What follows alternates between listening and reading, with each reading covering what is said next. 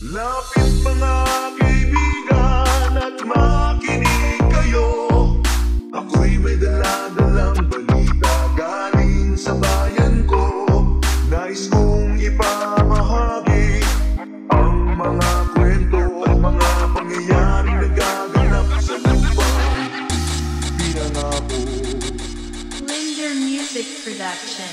Ako'y Pilipino sa isip at sa gawa. Ngunit bakit mga pinuno puro lamang salita? Isang gobyerno na kaisip murahin at matawa na may pamilya kumakain ang kulang sa dalawang beses sa isang araw. Minsan wala ang panlugo. Bakit ganito kababaw isang pagkain nila? Ang dapat puti at kakainin ng batang gutom. Alam ba ng mga husgado at lahat ng buo na merong mas masahol pa sa hatol ng kamatayan? Yan ay hindi maging mahirap sa sarili mong bayan. Mga bata na ang dapat na ginagawa'y maglaro. Pagkasay agos ng pawis at magbanat ng luto upang kumita ng ilang pirasong pisong madumis. Tayo sa kamay at baka naman sa matulis. Hindi manika ang hawak ng kanyang mumunting braso. Pagkas isang taong bulan, kapatid at may baso sa harapan na nagbabaka sakaling lagyan o yung pambili ng tinapay na panglaman sa tiyan. Mga pinunong bagong mamatay at magkasakit.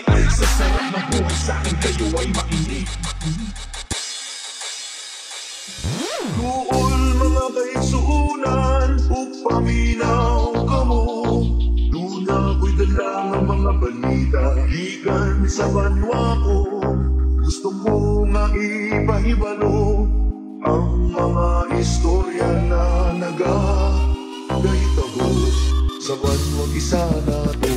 Mga bakal na dumudura ng apuyat ng tingga, tangan-tangan at balok ng kasurutang patigma. Bakit di mapagtugma ang mayaman at tukha sa pananaw? Ang kapalit ay habis at pagluluksa. Pare-parehong sindalo, Muslim o Kristiyano. Ilan man ang masawi, di mo walang sinong panalo. Walang manalo dahil sa huli tayo ang talo. Pinoy ang nasa loob ng atahol na sinarado. Yan ba talaga ang sumpa dito sa lupa? Pinangako respeto at pagmamahalan ay pilit na tinatago. Lawing hindi makadako may pakpak na limitado at nakakulong sa selang ni walang susing kandado. Kailan kaya matatapos ang pag-agos ng lugo at ang kapayapa ay makawakan ang buong buo? Yan ba ang kwento o tanong na pilit na umahagi sa bawat taong bahagi ng watawat na inabi? Duol mga kaigsuunan, upaminaw ka mo. Doon ako'y dala ng mga balita gikan sa banwa ko. Gusto ko maipahibalo